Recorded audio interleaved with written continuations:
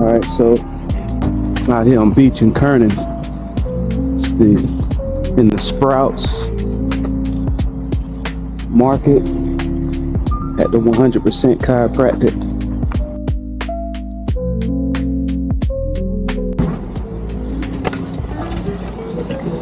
How you feeling today? I'm feeling good. How about yourself? I'm pretty good. How's your body feeling? Oh, amazing. Okay.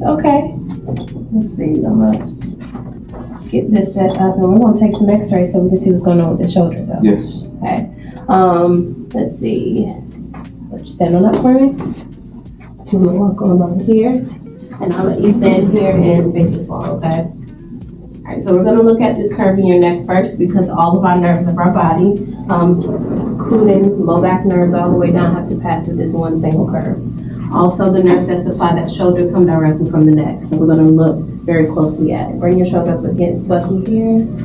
Perfect. What you called it, Bucky? Bucky. So that part of the machine over there is called the Bucky, and Dr. Rose actually nicknamed him Bucky. Oh, that's good.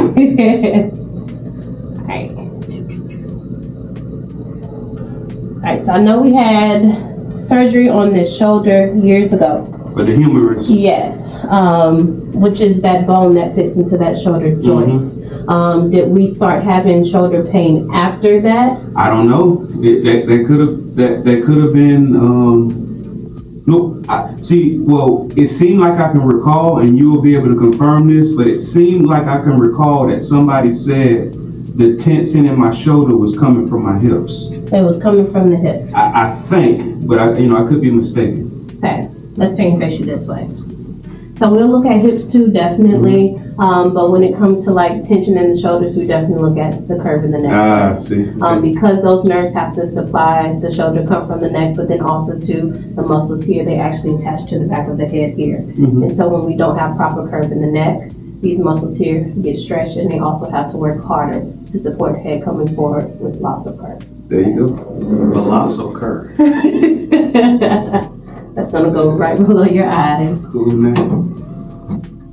Right. So with this one, I want you to open your mouth really wide. That's kind of weird. And you can close. That was awesome. So opening your mouth, get your teeth out the way so we can see that first bone of the spine from the front. Right above that bone is our brainstem. Brainstem connects brain and spinal cord and has a hand in a lot of automatic functions. So like sleeping, breathing, emotions, blood pressure, hormones, energy levels, digestion, balance and coordination. Pressure on the brainstem can even cause headaches and migraines. Also, that's where most of the rotation in our neck comes from. Perfect. All right. So we're going to bring you over this way. We're going to get a look at that shoulder.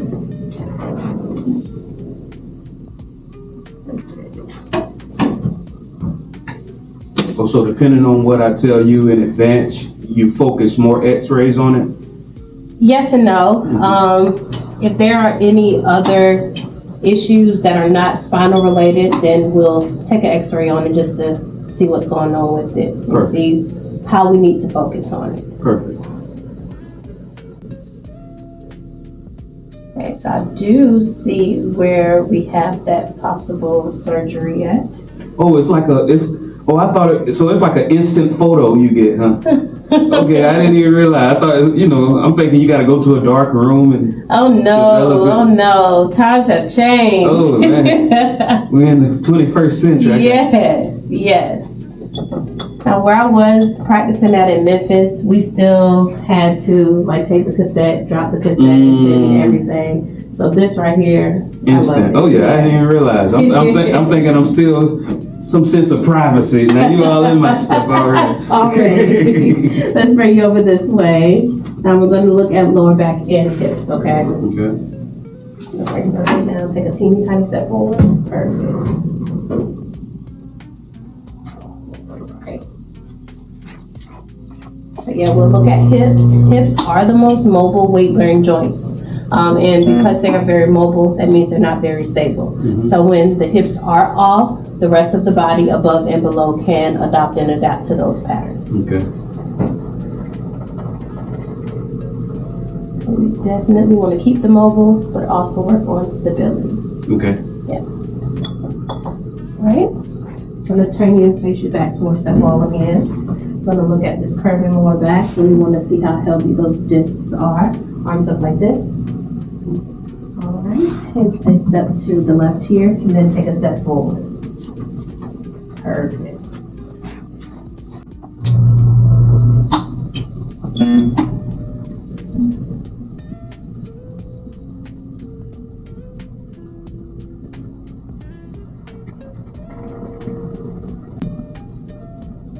Awesome. You can drop arms. We are all done. Perfect. All right. That was good. I'll send Doc in. I'm pretty sure he does want to talk to you, okay? All right. All right. And thanks for the education. Of course. That's what we're here for. All right. What's up with the show, man? Well, you know, this what you fit sway back. You remember? I thought it was you. No, it was always it was my upper left shoulder, and it used to tense up all the time. Like I had just gotten used to it. Mm-hmm. And then when you were at Life, it and I was doing those, it had went away. Mm-hmm. But you know, slowly over the years, it you know started to come back a little more and more. Yeah. So we do. Did she go through? Well, she gave me some education, but she didn't go through it. Okay. So what we do here is we're big on corrective care. So basically, what that means is our job is to make sure we're making structural changes to the spine, because you know we're under the belief that the nervous system controls everything, which we know. All right, your brain, spinal cord, nerves control every function of your body inside and out. The goal from a chiropractic perspective is to make sure that we're getting rid of what we call interferences or subluxations out of the spine. All right. So, for instance, if there's an interference up here, anywhere up here in the spine, or by interference of pressure on the nerve, so it's interrupting that nerve flow from the brain to the body. If there's an interference going on down here, that can affect wherever that nerve goes.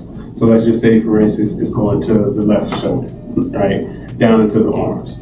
So because these nerves in this area that goes down to the left shoulder into the arm is being interfered with, then that's where symptoms start to come out, right? So numbness, tingling, pain, etc., right? A number of different things. The goal is to take pressure off of that nerve, right? From a chiropractic perspective. Most people are superficial, so what do? They address the symptom, not the cause. So they'll go to the cabinet, they'll go grab ibuprofen, Advil, whatever, because that's going to help ease their pain. But that doesn't fix what's causing the pain. What we try to do is say, hey, let's fix what's causing the pain, not just mask it temporarily, right? And so that's from a corrective standpoint, we're saying, hey, let's make structural changes.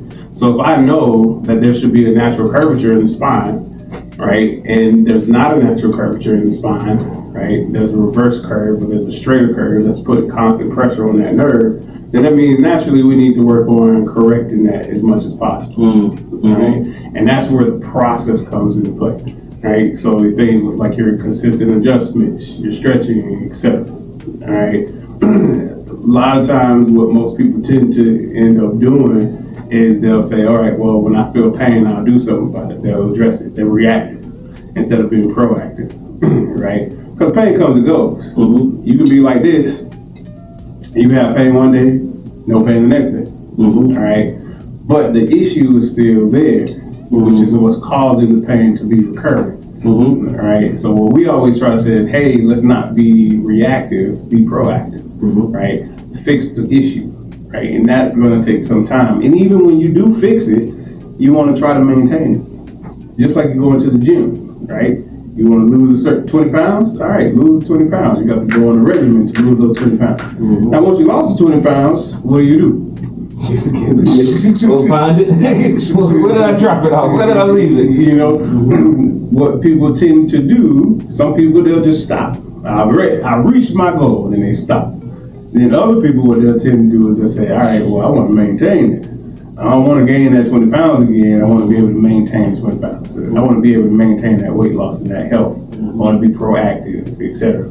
Same thing with chiropractic. I tell patients, I say, look, just because we fixed it doesn't mean that you just go cold turkey. You can do that if you want to. So that's your choice. However, you want to maintain. All right. Maintenance looks different for everybody. For some people, maintenance can look once a month. Others, it could be a couple times a month. Some could be once a week. It just varies from person to person. Depends on what their goals are individually. Right.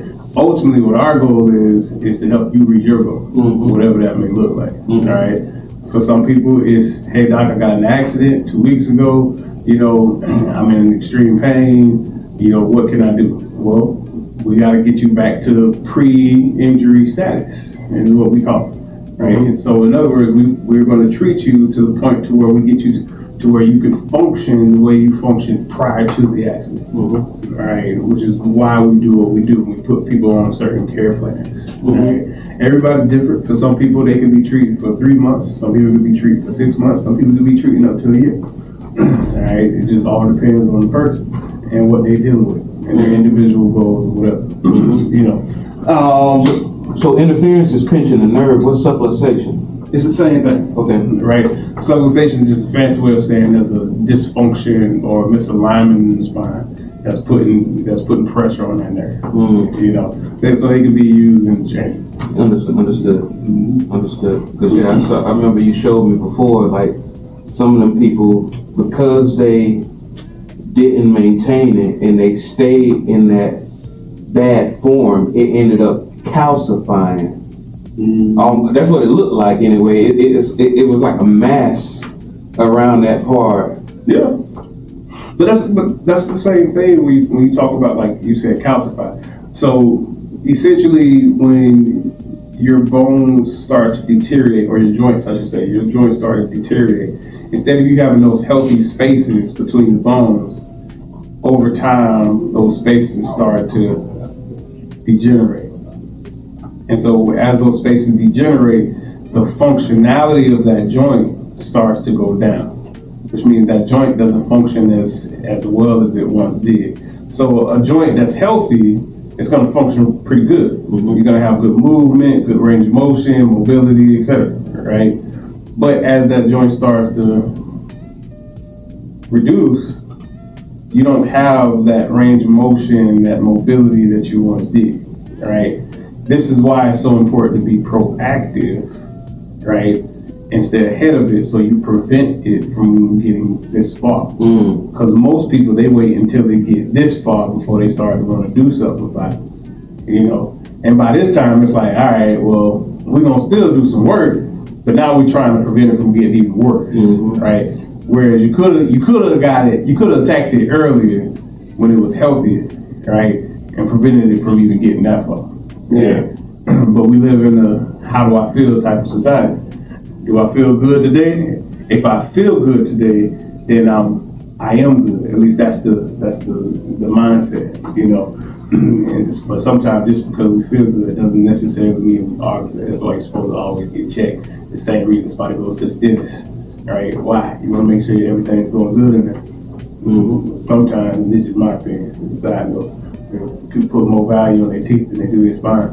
Because that's the part of their bones they can see. Like, you put more that's messed up. You put more value in your teeth. I'll go spend $8,000 on my mouth and your spine jacked up. You know, but the reality is your spine is more important than your teeth. Yeah. You know, I'm not saying you need to be walking around with bones all day, you know, with jacked up teeth, but your spine is more important than your teeth. You know, but people don't see it outside of their mind, right? It's in the back. I don't see it every day, but when you notice it and you start feeling it, then you actually start to want to do something about it. Oh yeah. You know, that's what I was telling her. She said, "Are you stressed?" I said, "No, but to be honest, I don't know for sure yet." Once y'all adjust me, I'm pretty sure it might unlock some other things that I didn't realize that I was just dealing with and ignoring. Because, you know, it is what it is. Right.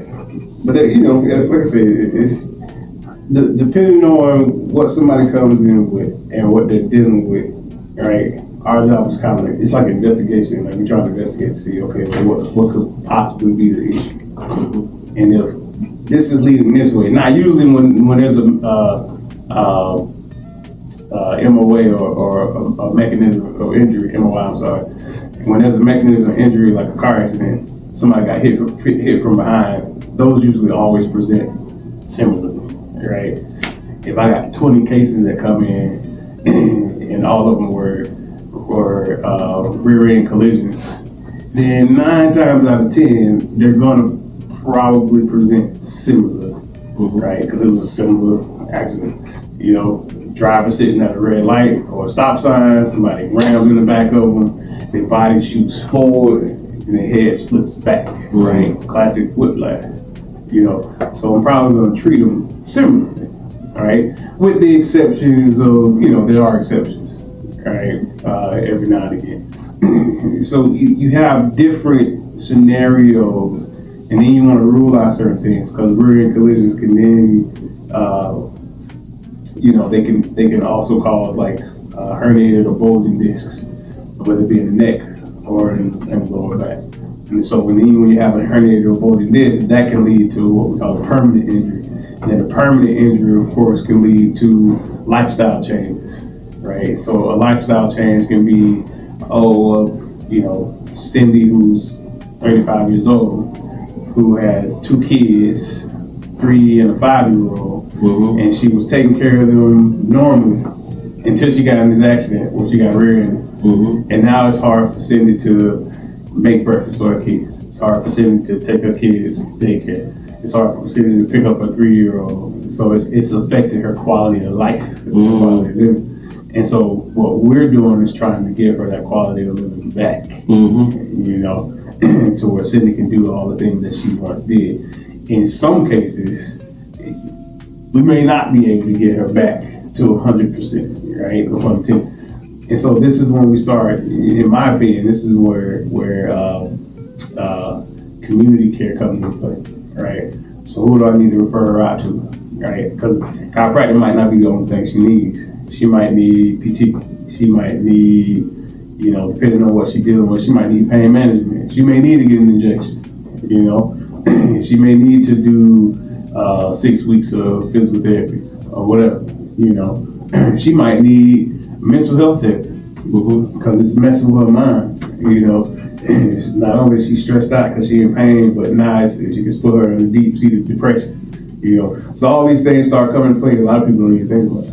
Oh yeah, because it sounds like what you're saying is, if using a car accident, a mechanism of injury, MOI, using a car accident, it sounds like what you're saying is there could be a lot of stuff that stem from this car accident, but a person should come to a chiropractor and essentially like checking your spark plugs first before you throw out the whole engine. Right. Check your spark plugs. Let me make sure there's no interference, no subluxation. Right. Make sure your spark plugs and spark wires and fuel injector is good. And then, hopefully, probably most times, or 50-50, you good. But if it's not, you want to make sure it's not just a biological adjusted thing before you start doing all this other stuff that may cost more time, more money, more side effects. So you need somebody that can like kind of direct traffic where it needs to go. You know, this is why a lot of times like people come to the chiropractor first after the accident, you know, and then the chiro, at least they should know when they need to start sending to different places. You know, that's why, you know, you work with a team. I've always been about like community anyway, but just working with a team of people that can get the person the quality care that they need, you know, versus it's, and I have some colleagues, unfortunately, where, they only saw a chiro. They only went to the chiro. And there may be some, you know, a few circumstances where that may be all they need. Just go in, get adjusted, get some treatment, and you're good. But in some cases, it is not that simple. You know, in some cases, it's like somebody come to me and they got, you know, they got constant shoulder issues. Yeah, I might adjust the shoulder. We might look at the shoulder a little bit. But if it's constant shoulder issues, you know, and it ain't resolving within a couple weeks, then maybe they might need to go see ortho. You know, so the orthopedist might be the one that they need, not chiro. You know, somebody selfish might be like, no, all they need is chiro. Like, no. Nah, we send you to ortho, let the ortho look at your shoulder and see what's going on. There's more than one way to skin a cat. Yeah. Do you know where that phrase comes from? It's more than one. How much time you got? I You know, they say it's more than one way to skin a cat. The way where that phrase came from, women used to wear cat fur back in the day, right? And what they used to do to get the fur off the cat is throw live cats into boiling water. And sometimes they say, there has to be more than one way to skin a cat. A live cat in the water. Make it easy. But why do they gotta be alive? Like crazy. So I know they already set my appointment for next week. What should I expect? So basically what you're gonna do is when you come back, we're gonna go through your x-rays. After we go through your x-rays, we'll talk about it a little bit. Then we'll get you adjusted. After we get you adjusted, we'll sit down, come up with a game plan essentially, right? What steps we need to take to make structural changes, right, in the future, right, until we get to maintenance, right? But that's basically all it is. You come in, you sit down in the room up front, we'll go through your x-rays, and then after you go through your x-rays, answer the questions you have, then we'll get you adjusted. After we get you adjusted, then we'll sit down and we'll come up with a game plan. All right, here's the steps we need to take and go from there. Okay. All right, that's it. Perfect. Appreciate it. Alright, so we'll go through your x-rays with you in here before we get you adjusted. But first I like to go through what I look for when I'm analyzing x-rays, so that way when we pull yours up, you know exactly what we're looking at. I think I mentioned this to you before. Structure determines function, so the way your spine looks and moves directly correlates with some of those things that you do feel periodically. Now, if you do have questions, please ask. I love questions. Most of the time I know the answer, but if I don't, I'll find it for you. Perfect. Okay? Thank you. So these are the things that we look for. Very simple, but very, very significant. And some of these things I did mention to you on your first visit. But the first and most important thing we look for is a healthy curve. So this backward C banana shaped curve you see here, we need that in neck and in low back.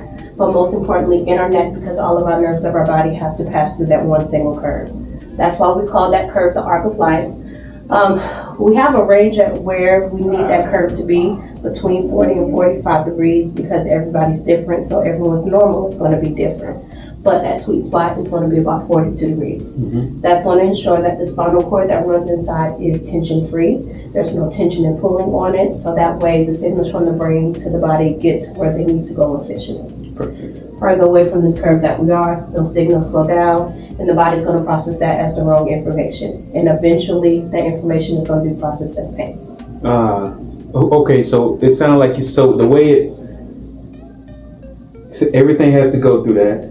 And if the angle is off, Yes. it's going to process it at pain. But are you saying pain in that area or just pains in different parts of my body? Pains in different parts of your body. Okay. And that goes into some of what I'm getting ready to say too. This curve in our neck keeps the rest of our spine from breaking down. So when we lose the curve in the next curve has to pick up for that, and then the next curve has to pick up for that. So there's a lot of adaptation that goes on with us losing the curve in the neck. Okay. And the curve also helps us to maintain the rest of these things here too. Next thing would be atlas. That's why I had you open your mouth really wide when I took your x-rays. So this is your atlas right here. Right above that is our brain stem, which connects our brain and spinal cord and has a hand in a lot of automatic functions. Also, that's where most of the rotation in our neck comes from. So we need to make sure brain stem is pressure free from a musculoskeletal standpoint. And how we do that, we keep this atlas angle at about 29 degrees. And what that's going to look like is about equal spacing above and below in the airplane taking off. Okay. Next, we look at the bones. We need our bones nice and square in shape, and uniform in shape and in size. And in between those bones, we need nice healthy discs. Now, we won't see them on x-ray because they're made mostly of water, but looking at the spacing in between the bones will tell us how healthy those discs are. We need them thick and hydrated, the same thickness in the front and in the back, because our discs do help us to move, but they also help to protect our spine. And how they do that, they actually help to support the curve, so the curve can hold weight and distribute that weight evenly. Kind of acts as a spring, if you can kind of picture that. And then also too, they act as shock absorbers. So just like when you're driving around down the road, you don't feel every bump or groove because our cars have those built-in shock absorbers. Same thing discs do for our spine. And also too, discs, they also help to make the holes that our nerves come out of. So I'm gonna walk over here so you can kind of see that. So you see how this bone and this bone comes together to form this hole? Mm-hmm. That's the hole that the nerve has to come out of. Now, what keeps that hole open is this disc right here. So if we lose this space, this hole will get smaller and that nerve won't have efficient room to pass through. And so that's when we get nerve interference or slowing the signals from brain to body down. Because that's how the brain does talk to the body, the nerves off of the spinal cord. But again, further away from the curve that we are, that creates stress and tension on the bones and the discs, and it eventually closes up those holes those nerves come out of. And so that compromises healthy nerve flow, which is ultimate goal. Again, having brain and body talk for you. Cool. So these are the things that we look for, and how that particularly can pertain to you. That we sometimes have some shoulder discomfort, and I think I mentioned this on your first visit too. The nerves that supply that shoulder come directly from the neck. Got it. Mm-hmm. All right, so now we'll go through your x-rays, so that way you can see exactly where you are. And then we'll talk about, of course, where we need to be too. Perfect. All right, so we are gonna start with your arc of life. Green is where you want and need to be. Red is where you are. What do we see? Hold on. So, all right. Can you? I think I see what I see, but can you point it out to me based off what you taught me? Yes. Okay. So, like I mentioned, first and most important thing, healthy curve. So we need the backward seat banana shape curve. Between 40 and 45 degrees is good, but sweet spot again is 42. And so this is about where we need that curve to be. But you can see how far forward your curve has come, and then also it's straightened out a little bit. So out of 42 degrees, we have about 19 degree of a curve. And you're saying that could be what's causing the discomfort in my shoulder? So partially. Okay. So I know we had the surgery. Mm-hmm. So it could have been over time, those muscles, that joint actually adapting to that surgery. Mm-hmm. But then also too, the nerves that supply that shoulder do come from the neck. And so it's like a domino effect. So we do see here as well how the bones are changing shape here, right? So again, those bones and then the discs in that area, which we are losing a little bit of disc space too, those are what keep those holes that our nerves come out of open. And so when we're looking at this area here, that area correlates with the nerves that have to supply that shoulder. So between surgery adaptations and this, yes, that's why we're feeling those issues in that shoulder. And those pieces right here are supposed to be squares. Yes, but definitely more square, yeah. But that's indication that I'm not drinking enough water? Not necessarily. Water is key, absolutely, key of life, definitely. But it's more so of curve, loss of curve. So it happens like a s'more. What happens to the marshmallow and the chocolate when you bring the graham crackers together? It's mushy. Yes. So essentially with loss of curve and us not having equal weight distribution throughout the weight, gravity is going straight down. And where it's settling is here. That's the most weight bearing part of your spine. So that's essentially why we're losing the disc space, and then also bones are changing shape. So I'm not sure if you've ever heard of bone spurs. I've heard of it, but it like chips of bone? Somewhat, yes. Okay. So when a joint is under increased stress and tension, the body is going to lay down more bone to help compensate for that increased stress and tension. So we are self-healing. We know if we get a cut, our body's going to put it back together. Same issue with the bone spurs, with the body trying to lay down more bone. That's the body's attempt at trying to heal itself, but that's not a way we need it to heal itself, because it's letting us know that that joint is starting to break down. And so essentially that is what's happening here, because we have lost curve. Got it. Yeah. We'll look at your atlas too. Again, we need to take it off like an airplane. What do you see about your atlas up here? It's stalling. Yes, we're a little grounded, definitely. And part of that does come from loss of curve. So if you can picture, if we were to straighten this curve out here, you see how that kind of flattens that atlas out? So we bring curve back. That'll help with having that atlas sitting in that sweet spot. And then that top number up there, 0.63 inches, that measures how far forward curve has come versus where it should be. And that's significant because with every inch that curve comes forward, that can double weight of head on shoulders. And on average, human head can weigh between 8 to 12 pounds. So we are over in half an inch. So whatever your head weighs, Yeah. It's exacerbated. that means your brain is big. That's all. I got to hold a lot of information. Yes, that's it. But that means that we're carrying a lot of tension here because we are over half an inch. Okay? Okay. And that's significant too, especially when it comes to the shoulder as well, because these muscles here, they actually attach to the back of the head, come down the neck, out to the shoulders, back in, and down the back. So when we lose the curve, head and neck comes forward, these muscles get stretched, and they also have to work hard to support head and neck coming forward. So that's how all of that plays a role into what we're feeling in that shoulder. Okay, good. All right. And then we will go here and here.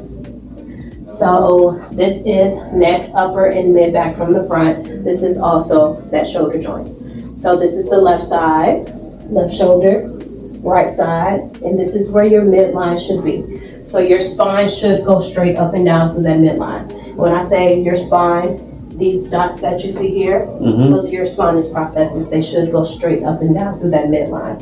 And I know it's kind of blurry, kind of hazy, but we do have some rotation going on.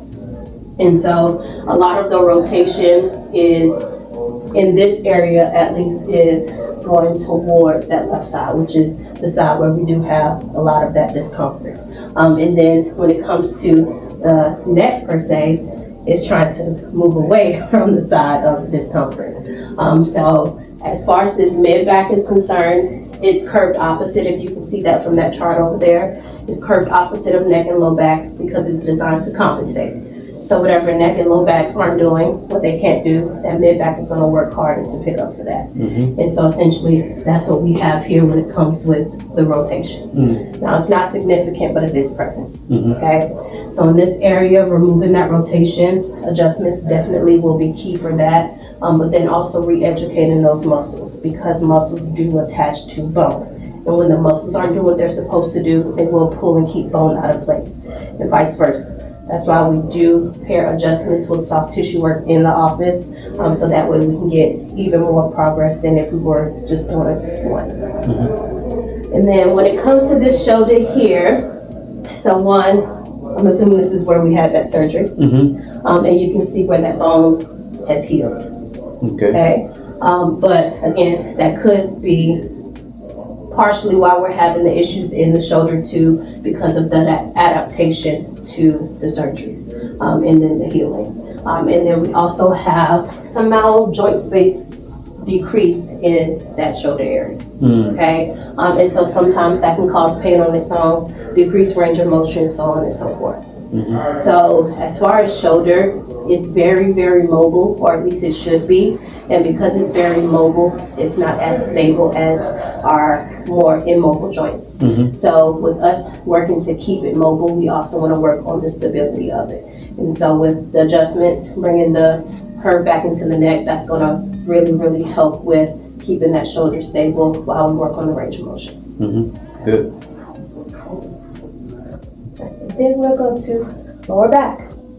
So this is left hip, this is right hip, this is where your midline should be. So just like in the last x-ray we saw, those spinous processes should go straight up and down through that midline. What do you see?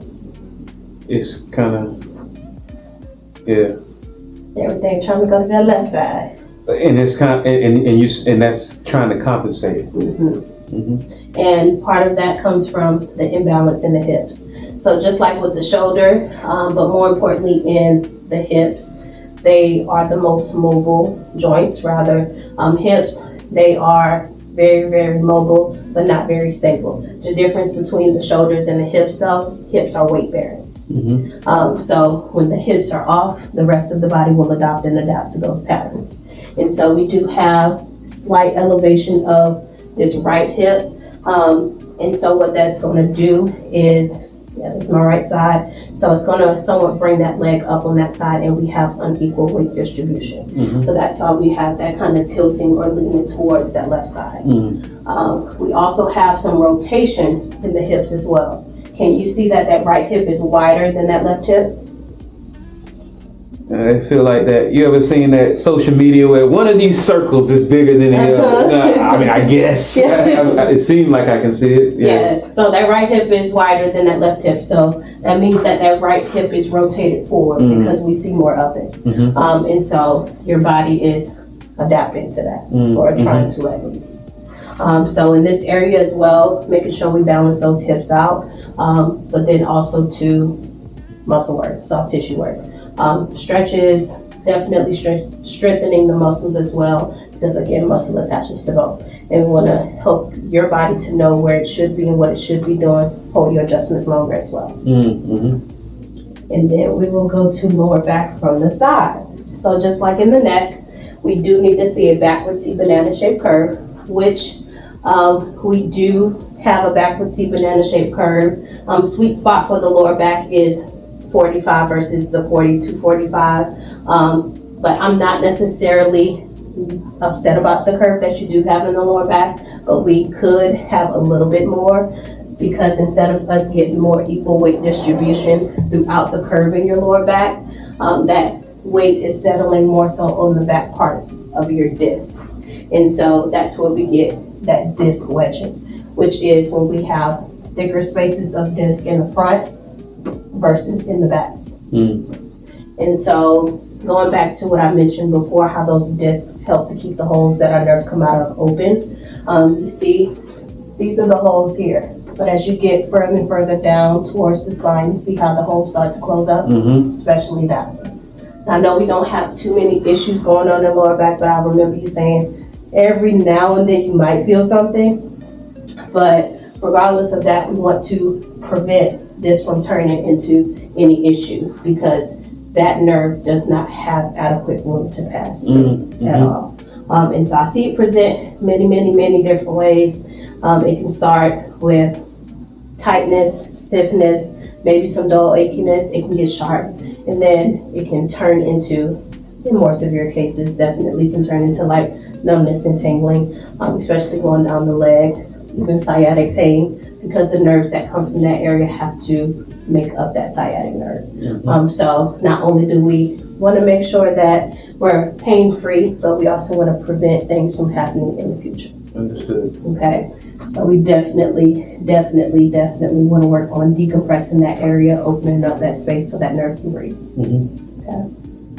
These are your x-rays. Looks good. Well, looks bad, but good but bad. Yeah, you know what I'm saying. Yeah. But thank you. Yeah, it makes sense. It seems like it's all about the curve. It is. Like I mentioned before too, that spinal cord has to run all the way down throughout that spine. And so when we lose those curves, again, that creates that tension and pulling on the spinal cord. So I want you to go like this. Now take your other hand, take these two fingers, and I want you to pinch this skin right here. Got it? Straighten the hand all the way out. That's the tension and pulling on your spinal cord the further away from the curves that we are. So we do want to support the natural curves of the spine and maintain them. Got it. Okay. Yeah. Now you're certified to read x-rays. Oh yeah, it's good. I see it. Now, yeah, it makes good, perfect sense. Yeah. Yeah, I can see how my neck, the past surgery, and potentially my hip rotation and unevenness could be adversely affecting up there. Absolutely. So that means I did that. Yeah, you did great. Great presentation. Oh, good. Especially with me recording. Yeah, gotta make sure you're good. Yes. Nah, that was very good. Yeah. Do you ever do speaking engagements? Nope. Okay, so you can speak one-on-one, but not in front of Yes, that's not my ministry. Not my ministry at all. All right, we'll make sure you have access to these, so that way, no matter where you go, what you do, you know exactly what your spine looks like, where you started, and then we'll start to get some changes, and we'll do that first with adjustment. Is it like an app that I have access? We can give you an app too, or we can email. Okay, got it. Oh yeah. Either one. All right, so the lead doc is going to adjust you. So I'll bring you on out here, and he's going to do the adjustment out here. Okay? Thank you. Of course.